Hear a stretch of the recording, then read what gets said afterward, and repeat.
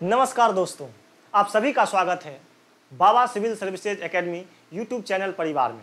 दोस्तों, जैसे कि आपको पता होगा, बिहार पुलिस आयोग ने आपका सिटी इंटीमेशन लेटर जारी कर दिया है और कुछ दिनों के बाद ही आपको आपका एडमिट कार्ड भी जारी कर देगा। लेकिन ये इस अंतिम समय में बिहार पुलिस आयोग ने थोड़ा सा सिलेबस में चेंजिंग किया हुआ है, जो कि NCERT बेस्ड अधिकांश प्रश्न 9th-10th के रहने वाले हैं। और इसी बदलते हुए पैटर्न के आधार पर हम आपके लिए आज लाए हैं मैथ्स का टेस्ट नंबर 1, जो कि आपको बहुत ही फायदा पहुंचाएगा। ठीक है, तो चलिए आज के टेस्ट का पहला प्रश्न हम लोग देखते हैं, जो कि पूर्णतः सिलेबस बदलते हुए सिलेबस के आधार पर रहने वाला है। आप पूर्णतः इस वीडियो को पूरा देखिए, इस क्लास को, और ज़्यादा से ज़्यादा दोस्तों के साथ शेयर करें। ठीक है, और क्लास को लाइक करें, शेयर करें और सब्सक्राइब करें। ठीक है, चलिए ये रहा आज का आपका पहला प्रश्न। देखिए, इस पैटर्न के टाइप का प्रश्न बार बार पूछा जाएगा एग्जाम में। जब जब कहा जाएगा 9th-10th NCERT based question exam का पैटर्न होगा, तब तब इस सवाल से आपको एग्जाम हॉल में मुलाकात होते रहेगा।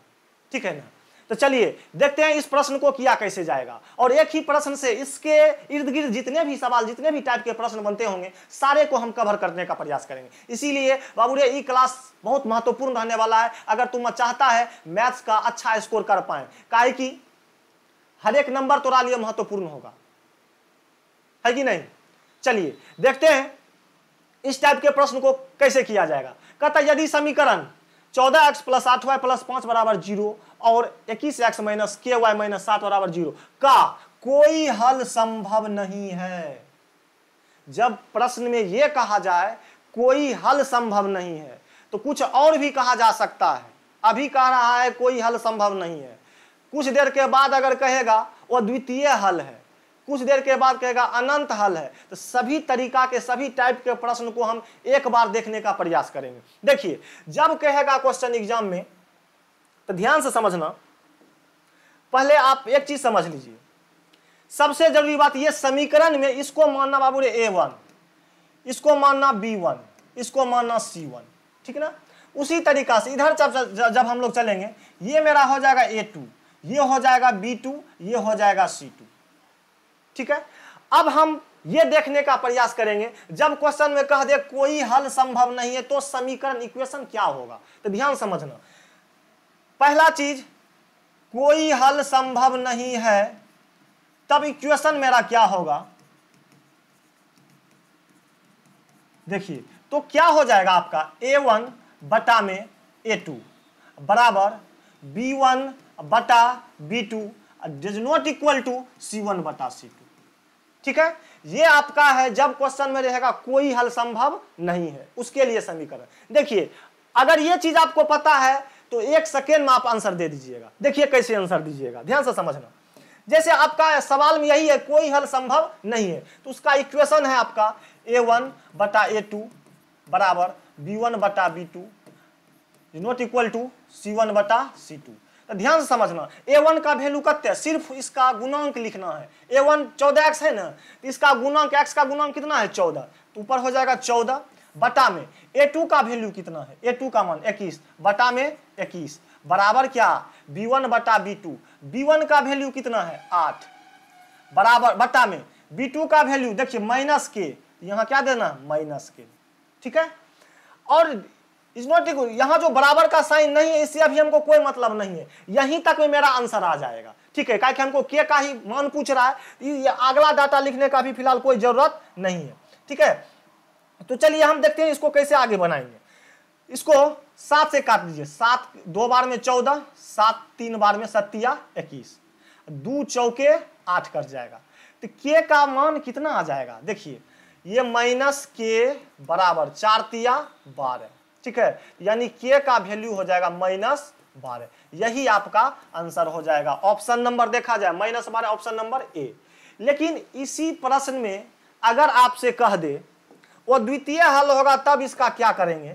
तो ध्यान समझना, जब वो द्वितीय हल कह दे एग्जाम में, वो द्वितीय हल कह दे, वो द्वितीय हल का मतलब कोई एक होगा, तो उसके लिए क्या होता है A1 बटा A2 not equal to B1 बटा B2। ठीक है, और एक होता है जब एग्जाम में कह दे कोई हल संभव, ये तो हो ही गया अनंत हल के लिए।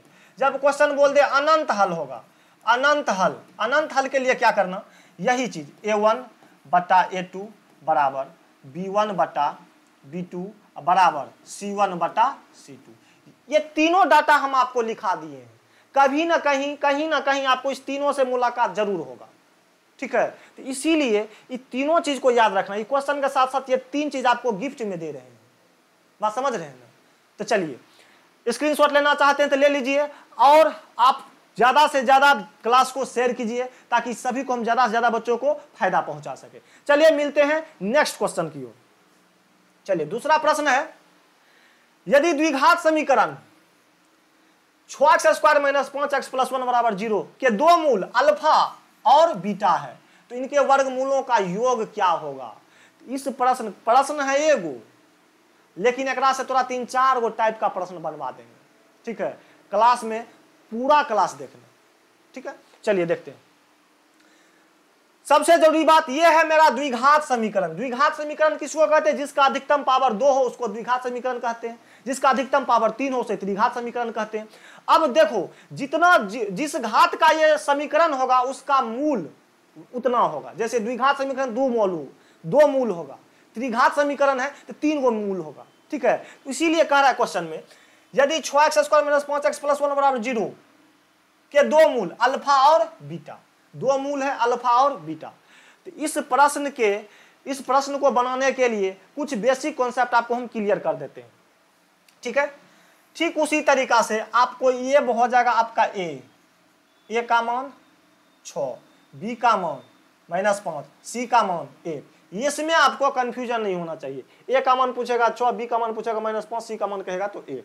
अब ध्यान समझना, अगर आपसे कहें मूलों का योगफल कितना होगा तो अल्फा प्लस बीटा, इसका एक फॉर्मूला होता है मूलों का योगफल, यानी एक मूल अल्फा दूसरा मूल बीटा, तो दोनों का योगफल का फॉर्मूला क्या होगा तो अल्फा प्लस बीटा बराबर होता है -b/a। अगर आपसे पूछे मूलों का गुणनफल यानी अल्फा गुना बीटा, इसका वैल्यू होता है c/a, ठीक है। ये दो चीज आपको बढ़िया से दिमाग में रखना है, अल्फा प्लस बीटा बराबर -b/a, अल्फा इंटू बीटा बराबर c/a। और एक इसके साथ साथ अलजेब्रा वाला एगो फॉर्मूला याद रखना, अगर इसका यूज बहुत ज्यादा होता है, अगर कहेगा alpha square plus beta square का वैल्यू बताइए, या इसी को घुमा के कह देगा मूलों के वर्ग का योग कितना होगा, मूलों के वर्ग का योग, तो वहां इस कंडीशन में ये वाला फॉर्मूला अप्लाई करना, alpha square plus beta square. इसके बराबर एक फॉर्मूला होता है अल्फा प्लस बीटा का whole square -2 alpha into beta, 2 alpha into beta. इस चीज को आप बढ़िया से नोट कर लीजिए, एग्जाम में आपको बहुत ही हेल्पफुल होगा, ठीक है। ये 3 ही फॉर्मूला अगर आपके दिमाग में है तो अच्छे सवाल इस टाइप का आप बना दीजिएगा, ठीक है। तो देखते हैं आप प्रश्न पर कैसे बनेगा ये सवाल, ध्यान समझना। कहता है दो मूल अल्फा और बीटा है तो इनके वर्ग मूलों का योग क्या होगा, यही हम बोले थे ना, इनके वर्ग मूलों का योग, यानी क्वेश्चन में थोड़ा सा गड़बड़ा चुका है। कहता है इनके मूलों के वर्ग का योग ज्ञात करें, इनके मूलों के वर्ग का योग ज्ञात करें, ठीक है। तो ध्यान समझना, इनका मूल है क्या चीज, अल्फा है और बीटा है, ये अल्फा है और बीटा है। तो इनके मूलों के वर्ग, यानी वर्ग मतलब स्क्वायर, ठीक है, वर्ग मतलब स्क्वायर। कहने का मतलब हो गया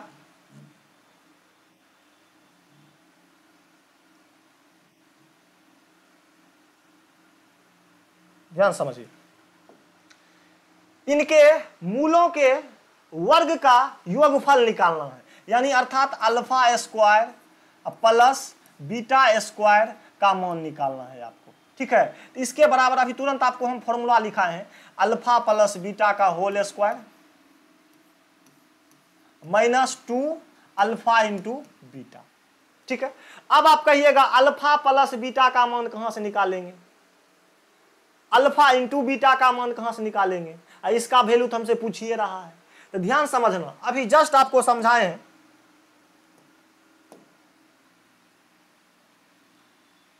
अल्फा प्लस बीटा बराबर क्या होता है, अल्फा प्लस बीटा बराबर माइनस बी बाय ए। तो अल्फा प्लस बीटा का वैल्यू कितना हो जाएगा, बी का मान कितना -5, ये हो जाएगा -5 अब बटा ए के जगह पर कितना दे दें 6 दे दें, यानी ये हो जाएगा 5/6।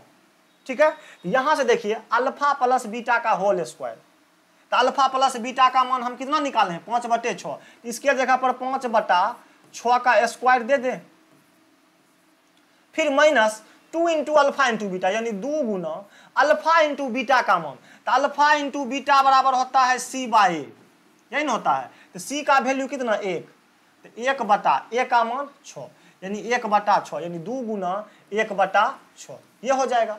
अब इसको हल करते हैं, 5 का स्क्वायर 25 और 6 का स्क्वायर 36, अब माइनस ये 2 तिया 6 तो कटिए जाएगा, 1/3 आएगा। ठीक है, अब इसका आप लोग भिन्न का घटाव कर लीजिए, 36 और यहाँ हो जाएगा 25 और -12।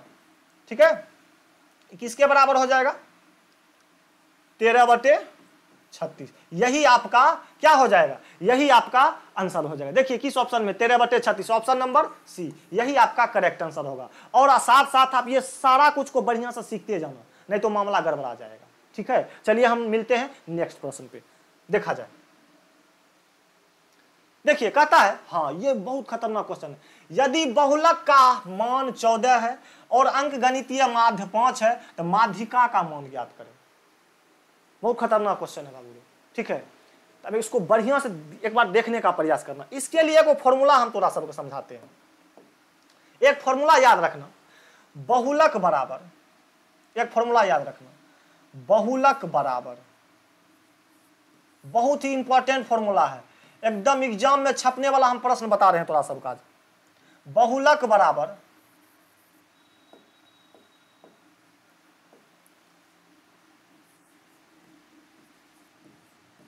बहुलक बराबर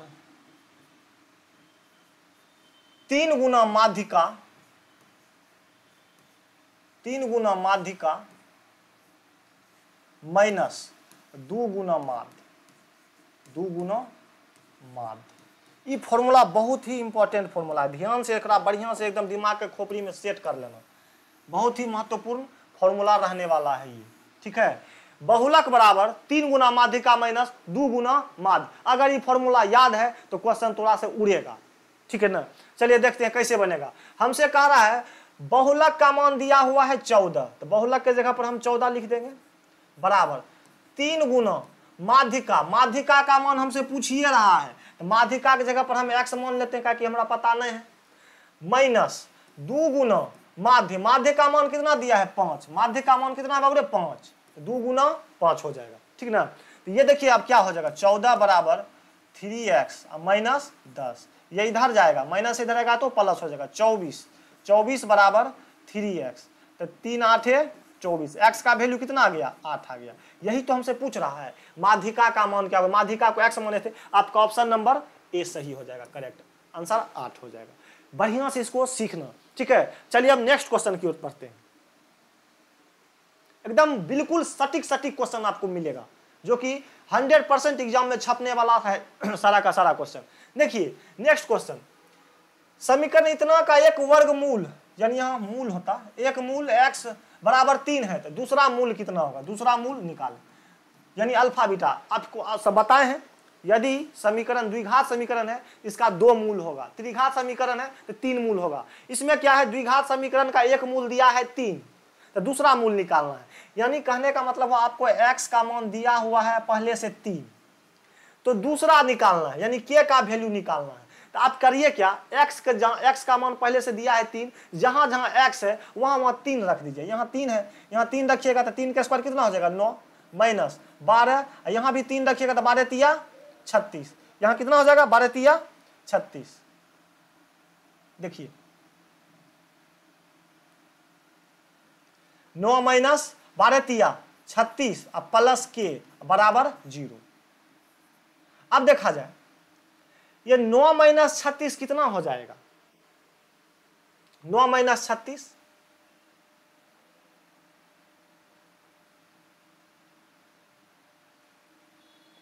घटा लीजिए, 9 1 10 7 27 अब प्लस के या -27 प्लस के बराबर 0, तो के का वैल्यू कितना हो जाएगा 27। ठीक है, लेकिन ऑप्शन में आपका नहीं मिल रहा है। देखते हैं ऑप्शन एरर है क्या।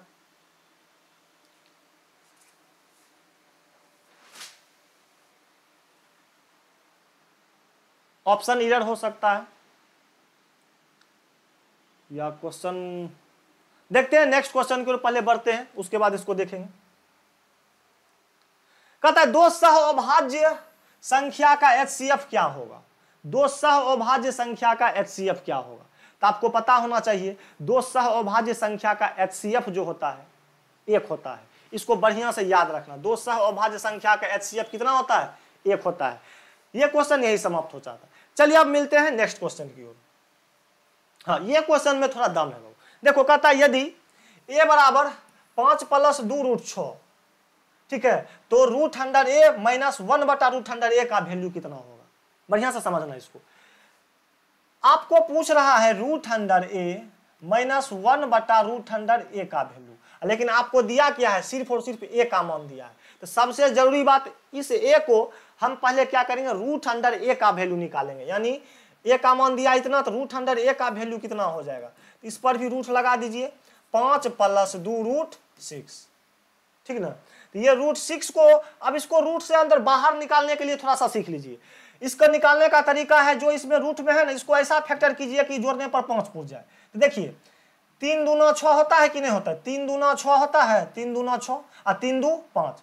फैक्टर को जोड़ने पर 5 पूछ जाएगा कि नहीं पूछ जाएगा, बिल्कुल पूछ जाएगा।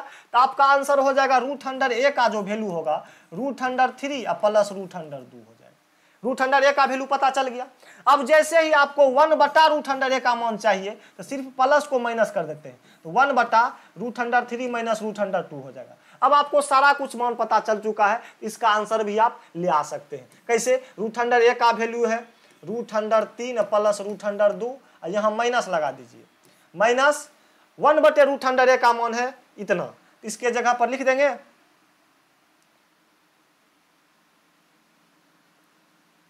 इसको सिर्फ माइनस कर लेना है। ये हो जाएगा आपका √103 - √102। यहां भी हो जाएगा √103 - √102, लेकिन यहां माइनस का साइन है तो ब्रैकेट में देना पड़ेगा। क्या बचेगा, √103 प्लस √102 माइनस √100, ये माइनस माइनस प्लस √102, ठीक है। ये खत्म हो जाएगा, बचेगा क्या, 2√2। यही आपका आंसर हो जाएगा, √2 प्लस √2 कितना, 2√2। देखिए ऑप्शन नंबर ए, यही आपका करेक्ट आंसर हो जाएगा। ठीक है, चलिए मिलते हैं नेक्स्ट प्रश्न पे। हाँ, ये क्वेश्चन थोड़ा सा बहुत बढ़िया है। ये क्वेश्चन बिल्कुल 100% छपने वाला प्रश्न है। देखिए ध्यान से समझना। कहता है साइन 75 डिग्री का मान ज्ञात करें। साइन 75 डिग्री का मान ज्ञात करें, ठीक ना। चलिए मिलते हैं नेक्स्ट प्रश्न। नहीं, साइन 75 डिग्री का मान पूछ रहा है, तो ध्यान समझना। एकरा से रिलेटेड 4 गो 5 गो प्रश्न पूछा जा सकता है आपसे, ठीक है। तो बढ़िया से इसको समझ लो एक बार। जैसे अगर आपको हम बोले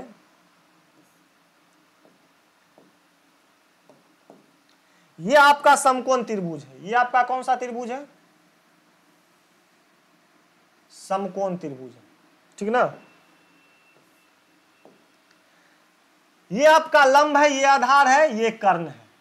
अगर यहां आपको पता होगा ये 90 डिग्री का कोण बनाता है, हमसे पूछता है साइन 75, यहां 75 आप लिख लीजिए, यहां हो जाएगा आपका 15 डिग्री, ठीक है। तब ना टोटल 180 पुर जाएगा, 75 90 90 180 पुर जाएगा। जब भी आपको इस टाइप का प्रश्न पूछे, देखने में छोटा है प्रश्न लेकिन बहुत खतरनाक है, अगर डाटा आपको याद नहीं है तब, तो ध्यान समझना।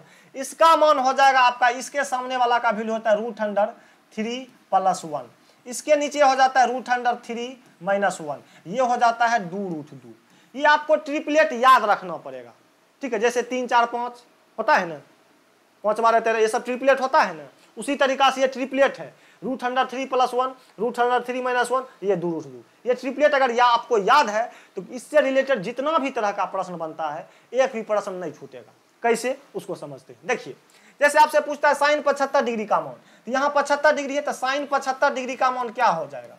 आपको साइन थीटा का वैल्यू पता है, लंब बटा कर्ण यानी P/H, यहीं से निकाल लीजिए। लंब कितना है, √3 प्लस 1 बटा कर्ण कितना 2√2, यही आपका आंसर हो जाएगा। अगर आपसे पूछे cos 75 का मान, cos 75 का मान भी पूछ सकता है। तो cos थीटा का मान क्या होता है, आधार बटा कर्ण। तो आधार का मान कितना है √3 - 1 बटा 2√2, यही आपका आंसर हो जाएगा। ठीक है, अगर आपसे पूछ ले sin 15 का मान, तो आपको पता होना चाहिए sin थीटा की जगह पर जब अगर ये हो जाएगा तो लंब इसके सामने होता है, तो लंब बटा कर्ण, sin थीटा का वैल्यू लंब बटा कर्ण। लेकिन जब थीटा आपका ये होगा तो लंब इसके सामने ये होगा। ठीक है, तो यहां हो जाएगा sin 15 का मान √3 - 1 बटा में 2√2, कोई दिक्कत नहीं होना चाहिए। अगर आपसे पूछ दे cos 15 का मान, cos 15 का मान तो क्या हो जाएगा, cos 15 का मान यानी cos थीटा, यहां से आपको पता है आधार बटे कर्ण, इस कंडीशन में आधार तो आपका ये हो जाएगा, तो कितना इसका आंसर हो जाएगा, cos 15 का वैल्यू इधर लिख देते हैं। अगर आपसे पूछे cos 15 का वैल्यू, cos 15 का वैल्यू, तो आधार बटा कर्ण, आधार कितना हो जाएगा √3 + 1 बटा में कर्ण कितना 2√2, यही हो जाएगा। ठीक है, और कभी कभी पूछ देता है आपसे tan 75 का मान, यहीं से निकालते sin 75 cos 75 का मान हमको पता है ना। अगर आपसे पूछ दिया जाए tan 75 का मान, तो आपको पता है tan थीटा बराबर क्या होता है, sin थीटा बटा cos थीटा होता है ना। तो sin 75 का वैल्यू कितना है √3 + 1 बटा 2√2, ये cos 75 का मान √3 - 2 बटा 2√2, ये 2√2 कट जाएगा और सीधा सीधी क्या बचेगा √3, फटे से लिखते हैं √3 + 1 बटा √3 - 1, ये हो जाएगा आपका tan 75 का वैल्यू। उम्मीद करते हैं इस सारा का सारा डाटा आप याद रखना। अगर ये वाला ट्रिपलेट आपको याद है, इस सब में कोई जान नहीं, बात समझ में आ रहा है। चलिए नेक्स्ट क्वेश्चन की ओर हम लोग चलते हैं। देखिए, कहता नेहा ने 30% छूट पर 1300 में एक पुस्तक खरीदी। नेहा ने 30% छूट पर 1300 में एक पुस्तक खरीदी और 30% लाभ पर बेच दिया, तो उसने कितना रुपया कमाया, यानी उसका विक्रय मूल्य कितना होगा। ध्यान समझना, ये 1300 जो रुपया दिया हुआ है आपको, 30% के छूट पर खरीदा, यानी परसेंटेज में 70% ने दिया, यानी ये 1300 रुपया जो है हम 70% का वैल्यू कह सकते हैं, बिल्कुल कह सकते हैं। गुना आपसे पूछता क्या है, 30% का लाभ कमाने के लिए वो कितना में बेचेगा, तो गुना 130 कर दीजिए, गुना 130 कर दीजिए। ठीक है, अब देखा जाए 0 0 खत्म हो जाएगा, 13 गुना 13 169 बटा 7, कटेगा क्या, नहीं कटेगा। चलिए एक दूसरे तरीका से एक बार सीखो तो इसको।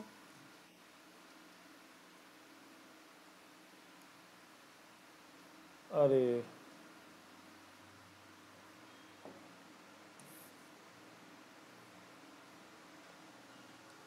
ध्यान समझना, कहता है 30% छूट पर 1300 में एक पुस्तक खरीदा गया।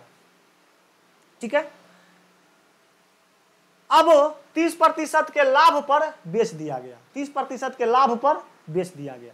ठीक है, तो उसने कितना रुपया कमाया, तो ध्यान से समझना, किसने 300 में खरीदा, बस इसमें इतना भी डाटा का यूज करना, 300 रुपया में खरीदा, बेचा कितना में 30% के लाभ पर, तो 300 का 130% निकाल दीजिए, 0 0 खत्म, 13 तिया 39, 390 रुपया में, यानी 390 रुपया में बेचा, यही आपका आंसर हो जाएगा। ये सब झूठे ठगने के लिए दे दिया था। ठीक है, चलिए मिलते हैं नेक्स्ट क्वेश्चन की ओर। कहता है 8000 की राशि में 2 वर्ष के बाद कितनी बढ़ोतरी होगी यदि प्रति वर्ष लगभग 5% की दर से वार्षिक रूप से चक्रवृद्धि ब्याज लागू होता है। तो ध्यान से समझना, चक्रवृद्धि ब्याज 2 साल का निकालना हो, 2 इयर्स का आपको चक्रवृद्धि ब्याज अगर निकालना हो, तो रेट में सीधा सीधी ए बी फॉर्मूला लगा दीजिएगा। जैसे रेट कितना कहता है 5% ना, तो ये इसका 2 साल का CI कितना हो जाएगा ए बी फॉर्मूला के अनुसार, तो 5 5 10 पॉइंट 25 यानी 10.25%, ये आपका चक्रवृद्धि ब्याज हो जाएगा। अगर पूछेंगे अमाउंट कितना होगा, तो इसमें 100 जोड़ दीजिए, 110.25% हो जाएगा अमाउंट। अब पूछेंगे मूलधन कितना होता है, तो मूलधन 100% हो जाता है, ठीक है, इसी परसेंटेज के नियम से हम ये सवाल को बनाएंगे। कहता 8,000 रुपया की राशि, यानी ये 8,000 रुपया जो है क्या परसेंट का मान है, ये मूलधन है, तो मूलधन क्या परसेंट होता है, 100% होता है, गुना पूछता क्या है कितनी बढ़ोतरी होगी, यानी कहने का मतलब आपसे मिश्र धन पूछ रहा है। मिश्र धन कितना हो गया 110.25, 110.25, 0000 खत्म हो जाएगा, अब गुना कर दीजिए इससे, 0 1 पहले फिक्स हो जाएगा, 8 पंचे 40, 8 दूनी 16 4 20, 11 8 88, यानी ये 2 अंक के बाद दशमलव, यानी आपका आंसर होगा 88 20, यही आपका आंसर हो जाएगा 88 20। देखिए कौन सा ऑप्शन है 88 20, 88 20 18, ऑप्शन नंबर सी, ये आपका करेक्ट आंसर हो जाएगा। चलिए मिलते हैं नेक्स्ट प्रश्न की ओर। देखिए कहता है हाँ 3 घंटी क्रमशः 15, 20 और 30 मिनट के अंतराल पर बजती है। घंटी वाला प्रश्न निकालना हो, सीधा एलसीएम ले लो, आंसर आ जाएगा। कितना एलसीएम हो जाएगा 15, 20, 30 का एलसीएम 15, 20 और 30, इसका एलसीएम कितना हो जाएगा 60 हो जाएगा, यानी 60 मिनट में, कितना मिनट 60 मिनट है, तो यहाँ मिनट है तो मिनट हो गया। अब कहता है यदि प्रातः 11 बजे एक साथ घंटी बजा था तो अब क्या बजे बजेगा, यही पूछ रहा है। तो 60 मिनट का मतलब होता है 1 घंटा, जब 11 बजे बजा था तब 1 घंटा जोड़ दीजिए, कितना बज जाएगा 12 बज जाएगा, तो ऑप्शन नंबर आपका बी, ये 12 बजे नून हो जाएगा। चलिए अब नेक्स्ट क्वेश्चन की ओर बढ़ते हैं। देखिए कहता है एक हरे पेड़ की छाया उसकी ऊंचाई का 1/3 है। ये आपका हाइट एंड डिस्टेंस का प्रश्न है, आपको थोड़ा सा इसमें हम बेसिक नॉलेज दे देते हैं। देखिए हाइट एंड डिस्टेंस में मुख्यतः 2 समकोण त्रिभुज आपको समझना है, ठीक है, क्या वो समकोण त्रिभुज, 2 समकोण त्रिभुज। ये आपका 90 डिग्री का हो गया, एक ये 60 डिग्री का होगा, तो ये हो जाएगा 30 डिग्री का, ठीक है। दूसरा क्या है, ये 90 डिग्री, ये हो सकता है आपका 45, ये होगा 45। जब भी आपको हाइट एंड डिस्टेंस का प्रश्न हो तो कोशिश कीजिएगा रेशियो मेथड से बनाने का। जहां ये 60 है तो 60 के सामने रूट अंडर इसका वैल्यू 3 होता है, 30 के सामने 1, इसके सामने 2, ठीक है। अब देखा जाए ये 45 यहाँ 1 रूट अंडर 2 हो जाएगा। ये दोनों ट्रायंगल को बढ़िया से आप लोग समझ के रखिएगा, जिससे कि आपका प्रश्न हाइट एंड डिस्टेंस का जल्दी बन जाएगा। अब देखिए कह रहा है एक पेड़ की छाया, ये आपका पेड़ है, एक छाया है, ये इसका छाया है। कहता है ऊंचाई का 1/4 है, ऊंचाई का यानी ऊंचाई का 1/3 है, जिसके बगल में संख्या है उसका मान नीचे वाला होता है। अगर ऊंचाई 3 होगा तो इसकी छाया की लंबाई कितना होगा 1 हो जाएगा, ठीक है। अब आपको पता है यहाँ बाबू ने √3 था, ध्यान से, क्वेश्चन थोड़ा एरर है, टाइपिंग मिस्टेक है। अब √3 के सामने कितना डिग्री का कोण होता है 60 डिग्री का कोण होता है, ये तो 90 पहले से है, यहाँ हो जाएगा 30 डिग्री, ठीक है, कोई दिक्कत नहीं। तो आपको पूछ रहा है उन्नयन कोण ज्ञात करें, यही बनता है उन्नयन कोण, तो उन्नयन कोण का मान क्या डिग्री हो जाएगा 60 डिग्री, यही आपका आंसर हो जाएगा। चलिए मिलते हैं नेक्स्ट क्वेश्चन में। कहता निम्न में से कौन सी संख्या परिमेय संख्या नहीं है। परिमेय संख्या किसको कहते हैं, जो जिसका रूट से जो संख्या रूट से पूर्णतः निकल जाएगा उसको परिमेय संख्या भी बोल सकते हैं यहाँ के लिए फिलहाल। तो 64 आप देखो करनी में कितना दिया है 3, जितना करनी में दिया रहता है ना उतना का अंदर में जोड़ा लगता है। तो जैसे 64 है, इसको क्या लिख सकते हैं 4 गुना 4 गुना 4, ये जोड़ा पूर्णतः लगा क्या, नहीं लगा, लगा क्या, ये परिमेय संख्या नहीं है, ठीक है। 3 का जोड़ा लग न गया, ये 3 के बदला क्या निकलेगा 1 4, ये आपका परिमेय संख्या है। अब 27 है, 27 देखो 27 को क्या लिख सकते हैं 3 तिया 9 तिया 27, इसमें 3 का जोड़ा लगेगा, इसका बदला क्या हो जाएगा 3। ये 32 है, 2 दूनी 4 दूनी 8 दूनी 16 दूनी 32, कितना का जोड़ा लगना चाहिए 4 का, 1 2 3 4, 4 का जोड़ा लगे, लेकिन एक इसका जोड़ा नहीं लगा, इसीलिए बाबू ये परिमेय संख्या नहीं, आपका आंसर हो जाएगा सी, यही जो संख्या है परिमेय संख्या नहीं है। अगला भी चेक कर दो, 32 का पावर यहाँ 5, 1 2 3 4, 5 को 2 है, ये आपका परिमेय संख्या है। पूछता क्या है कौन सा परिमेय संख्या नहीं है, तो आपका आंसर हो जाएगा ऑप्शन नंबर सी। चलिए मिलते हैं अगले प्रश्न में। कहता यदि 3 पर पावर x माइनस 3 पर पावर x माइनस 1 बराबर 18 है तो x पर पावर x का मान कितना होगा। इस प्रश्न को बाबू ने ध्यान से समझना।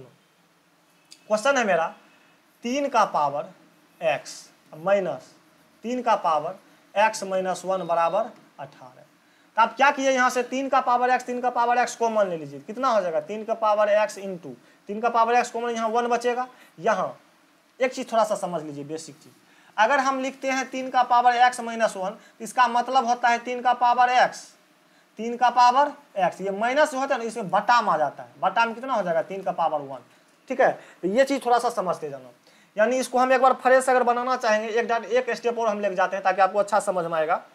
ध्यान समझिए, इसको हम लिख सकते हैं 3 के पावर x माइनस 3 का पावर x, ये माइनस 1 नीचे में आएगा तो 3 हो जाएगा बराबर 18। अब यहाँ से हम 3 का पावर x कॉमन ले लेते हैं, बचा क्या 1, यहाँ बचा 1/3 बराबर 18। ये क्या हो जाएगा 3 के पावर x बराबर, इसको भिन्न का घटाव कीजिएगा तो आ जाएगा 2/3 बराबर 18।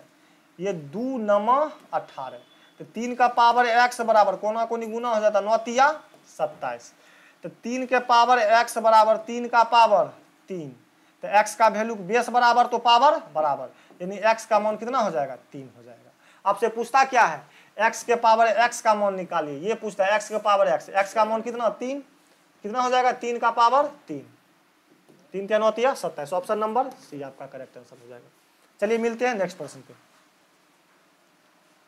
चलिए आज के लिए इतना ही, ठीक है। उम्मीद करते हैं आप लोग को क्लास अच्छा लगा हो, ठीक ना। आज के लिए इतना ही रखते हैं, धन्यवाद।